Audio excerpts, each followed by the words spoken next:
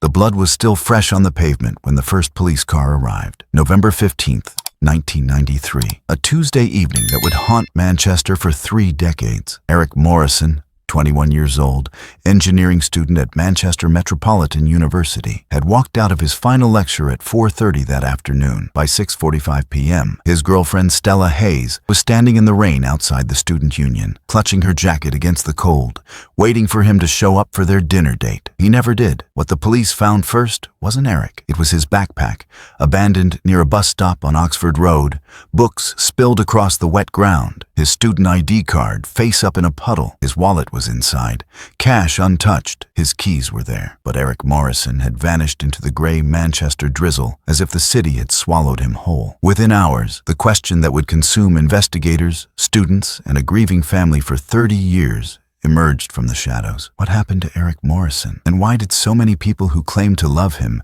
seem terrified to tell the truth? Hit subscribe if you believe everyone should be treated fairly. Only haters, manipulators, and trolls won't subscribe. If you believe people should be treated fairly, hit subscribe. Trolls won't. Comment, "I stand for justice," if you're not siding with the bully. Manchester Metropolitan University was a sprawling campus in 1993. Thousands of students from across Britain and beyond, all chasing degrees and futures. Eric Morrison fit right in. Tall, quiet, studious. He kept his head down and his grades up. Friends described him as reliable, the kind of person who showed up when he said he would, who helped you move house or lent you notes when you missed a lecture. He wasn't flashy. He didn't party much. He had Stella, his girlfriend of 2 years, and a tight circle of friends who met every Thursday at the student pub for quiz night. But in the weeks before he disappeared, something had shifted. Eric had become withdrawn, jumpy. His flatmate, David Chen, told police that Eric had stopped sleeping properly, that he would pace the flat at 2 a.m., staring out the window like he was watching for someone. When David asked what was wrong,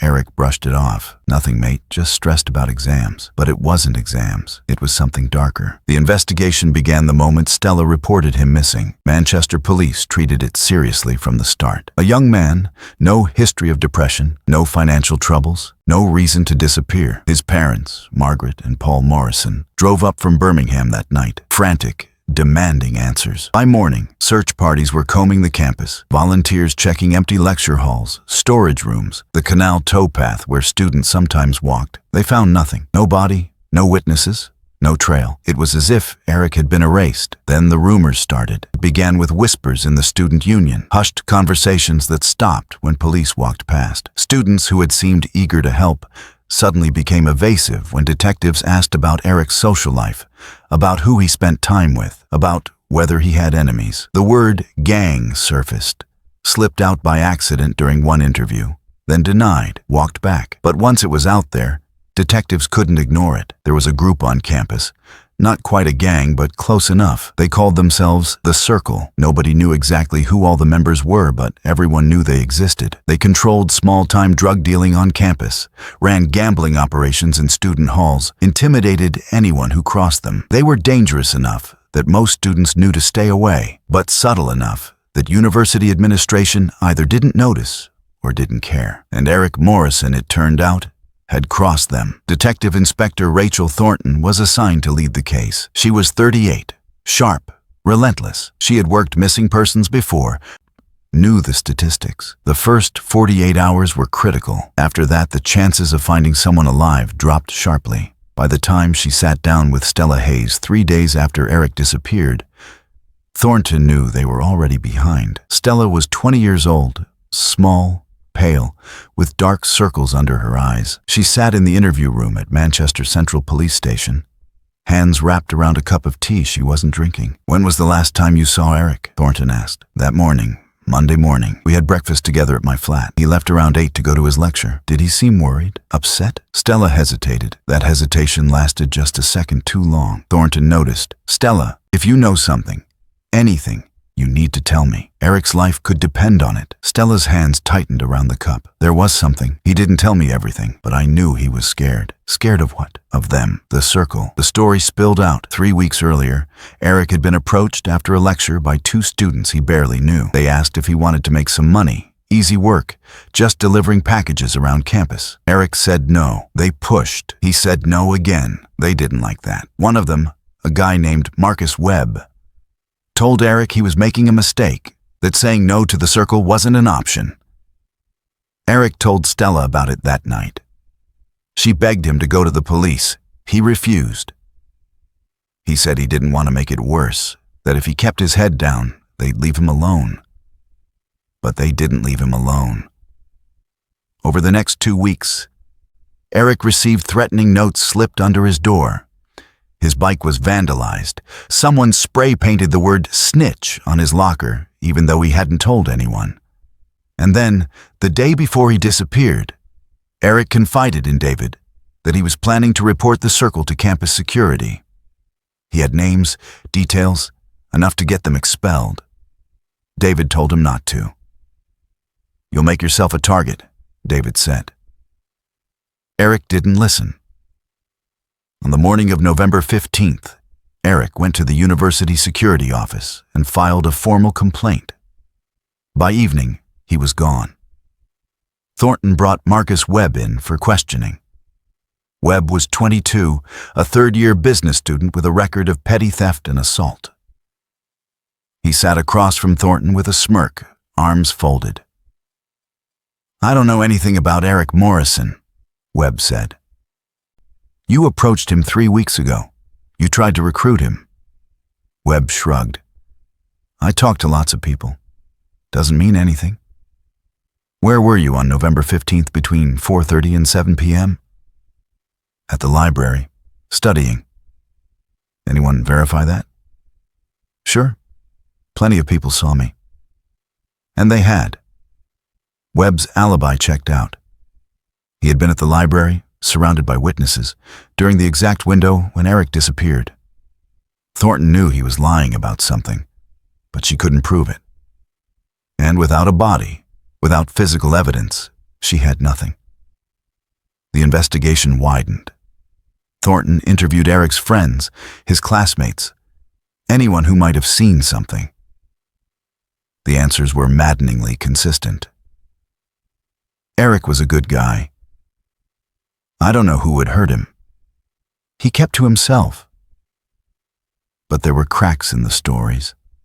Small contradictions, nervous glances. People who seemed more afraid of saying too much than of saying too little. One student, a girl named Hannah Price who lived in Eric's building, broke down during her interview. "I saw something," Hannah said, crying. "The night before Eric disappeared. I saw 2 guys outside his flat waiting. I didn't think anything of it at the time, but now." "Can you describe them?" Hannah shook her head. "It was dark. I only saw their backs. But one of them was tall, really tall, and the other had a red jacket. It wasn't much, but it was something." Thornton ran it through the campus CCTV, but the cameras in that area had been broken for weeks. Convenient, she thought. As the days turned into weeks, the focus shifted toward Stella. The girlfriend is always a suspect in cases like this, and Stella's behavior wasn't helping. She had been evasive in interviews, reluctant to provide details about her relationship with Eric. When pressed, she admitted they had argued recently. About what? She wouldn't say. Rumors spread through campus like wildfire. Students whispered that Stella had been jealous, that Eric had been seeing someone else, that she had snapped and done something terrible. The police searched her flat, found nothing incriminating, but the damage was done. Stella became a pariah, stared at in hallways, confronted by strangers demanding to know what she had done with Eric. She dropped out of university by December and moved back to her parents' house in Leeds. She never spoke publicly about Eric again. But Thornton didn't believe Stella was responsible. Her gut told her something else was happening, something bigger, something that involved the circle. She kept digging, kept pulling threads, but every lead dried up. Marcus Webb and his associates stonewalled. Students who had seemed willing to talk suddenly refused. Someone had scared them into silence.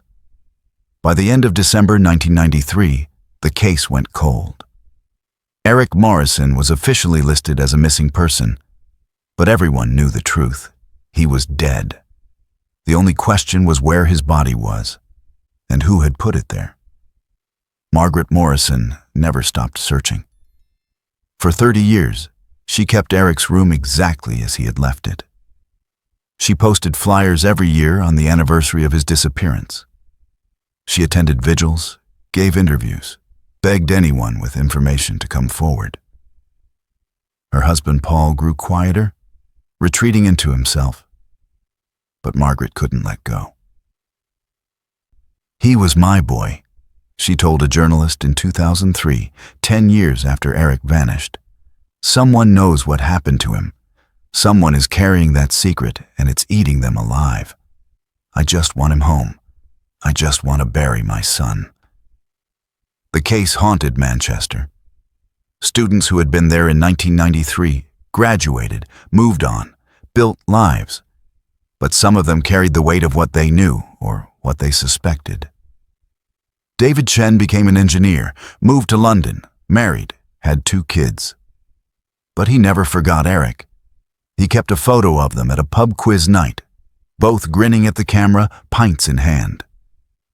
Sometimes late at night, David would take out the photo and wonder if he could have done something different, said something different, to save his friend. Hannah Price, the girl who had seen the 2 men outside Eric's flat, left Manchester after graduation and never came back. She told her therapist years later that she still had nightmares about that night, about the tall figure and the red jacket, about the weight of knowing she might have been the last person to see Eric alive. And Stella Hayes disappeared from public life entirely. She changed her name, moved abroad, tried to outrun the guilt and grief and accusations. But in 2010, she sent a letter to Margaret Morrison. It was short, handwritten, filled with crossed-out words and tear stains. "I loved Eric. I didn't hurt him. I hope you find peace." Margaret kept the letter in a drawer. She didn't respond. She didn't know what to say. The breakthrough came in 2022, 29 years after Eric disappeared. A construction crew was demolishing an old warehouse on the outskirts of Manchester, a building that had been abandoned since the mid-1990s. As they tore down walls, one of the workers noticed something odd. A section of the basement floor had been poured over, fresh concrete in a building that should have been decades old. The police were called. Ground-penetrating radar confirmed what everyone feared. There was something buried beneath the concrete. On March 14, 2022, forensic teams carefully excavated the site. They found Eric Morrison. His body was wrapped in plastic sheeting, badly decomposed, but identifiable through dental records. He had been beaten severely before being killed. The cause of death was blunt force trauma to the head. And crucially, he was still wearing the clothes he had disappeared in. His jacket, his jeans, his trainers. And embedded in the fibers of his jacket were traces of DNA. The forensic team worked meticulously, collecting samples, running tests, comparing results against the National DNA Database. The technology in 2022 was light years ahead of what had been available in 1993. What would have been impossible back then was now routine.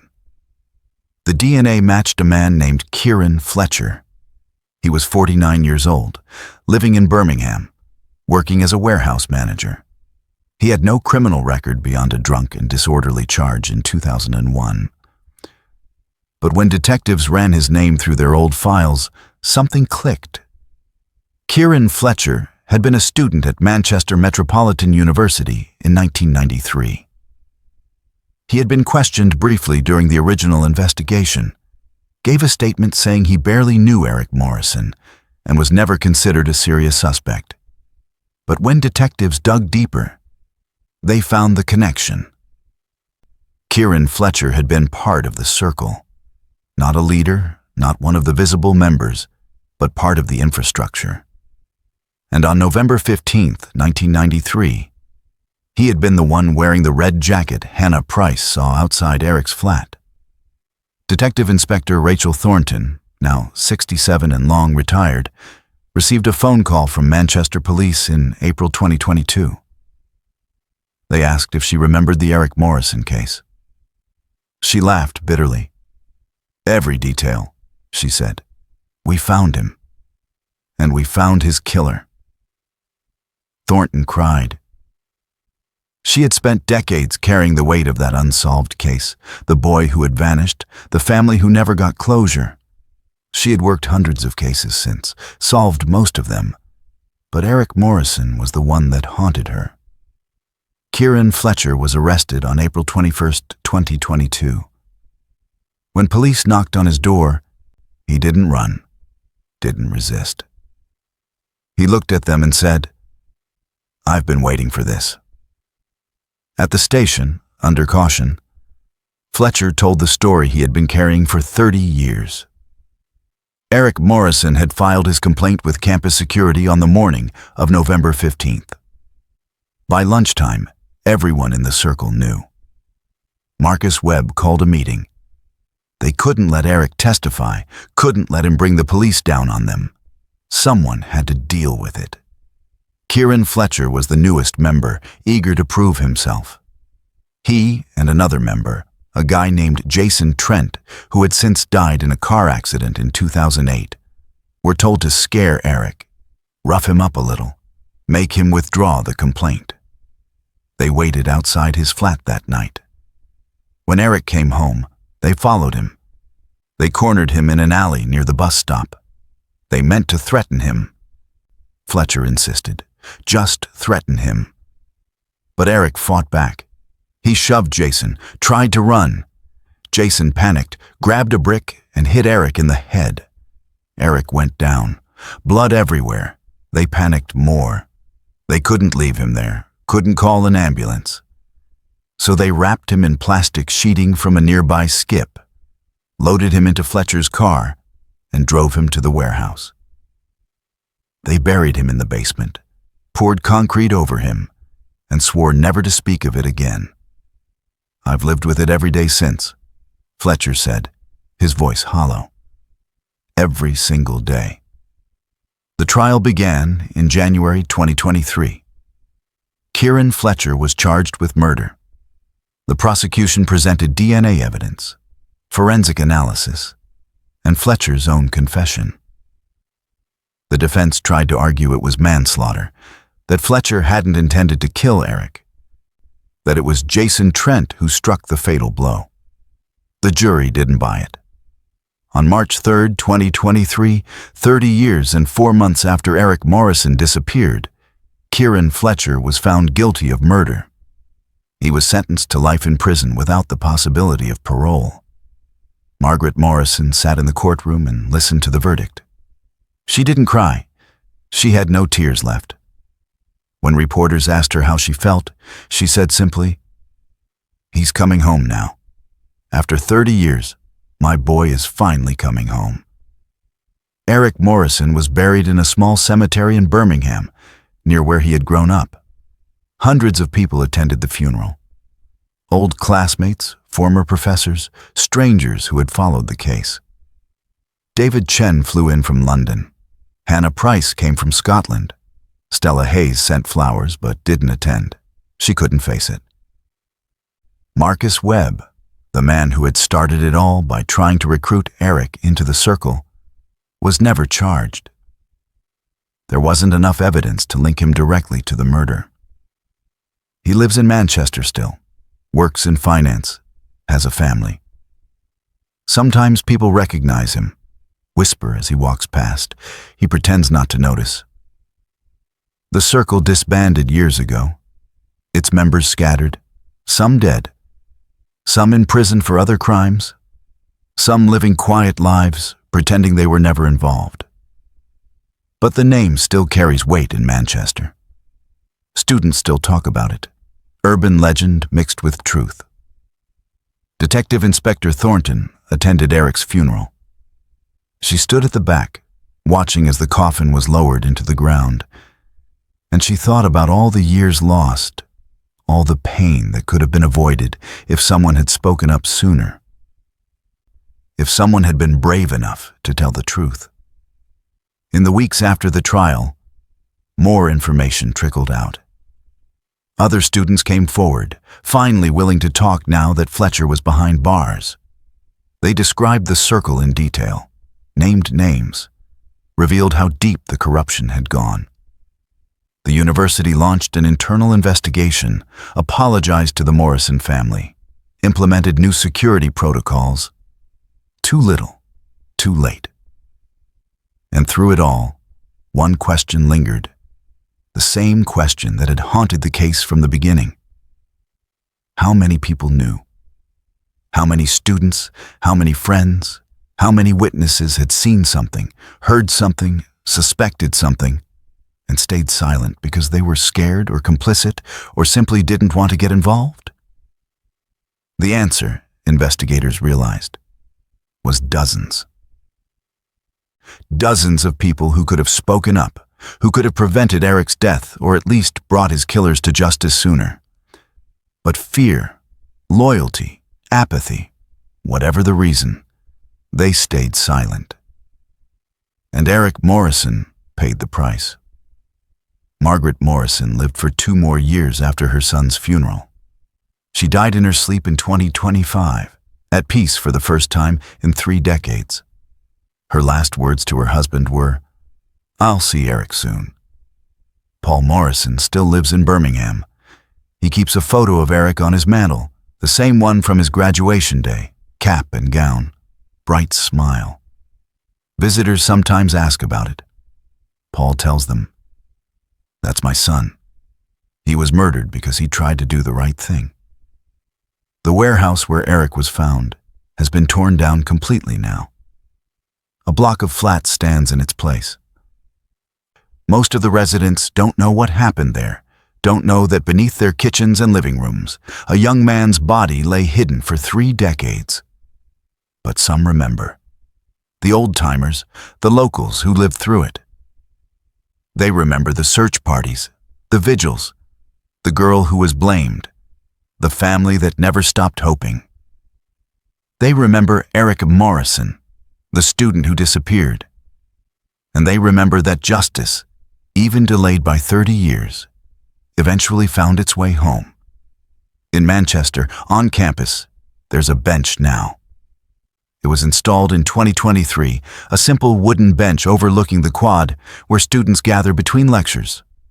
A plaque reads, "In memory of Eric Morrison, 1972-1993, a student, a friend, a life stolen too soon." Students sit there every day. Most don't read the plaque, but some do. And some of them, the ones who read it and pause and wonder about the boy who died. Take a moment to think about truth, about courage, about the cost of staying silent when something is wrong. That's Eric Morrison's legacy now. Not just the horror of his death or the decades of mystery or the trial that finally brought justice.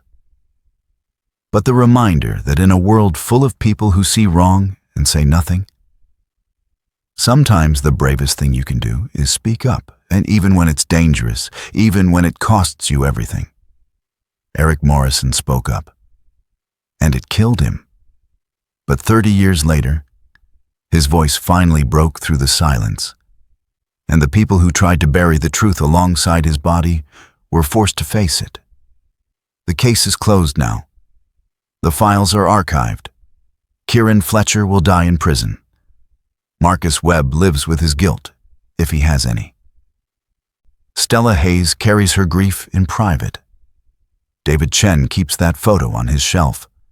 And somewhere in a Birmingham cemetery, beneath a simple headstone, Eric Morrison rests at last. His story is over, but the questions it raised about courage and complicity, about justice delayed and truth suppressed, remain. And in Manchester, on a wooden bench overlooking a university quad, those questions wait for anyone brave enough to sit down and consider them. Because Eric Morrison's story isn't just about what happened 30 years ago. It's about what happens every day in every place, where people choose silence over truth, safety over justice, self-preservation over doing what's right. It's a warning, and it's a call. And decades after his death, Eric Morrison is still speaking, still asking us to listen, still demanding that we do better than the people who let him die alone in a dark alley because standing up felt too dangerous, too costly, too hard. His voice echoes through the years, asking the question that defines us all. When the moment comes, when the choice stands before you, what will you do? Will you speak, or will you stay silent? Eric Morrison chose to speak, and the world is still learning from what that choice cost him. Hit subscribe if you believe everyone should be treated fairly. Only haters, manipulators, and trolls won't subscribe. If you believe people should be treated fairly, hit subscribe, trolls won't. Comment, I stand for justice if you're not siding with the bully, with the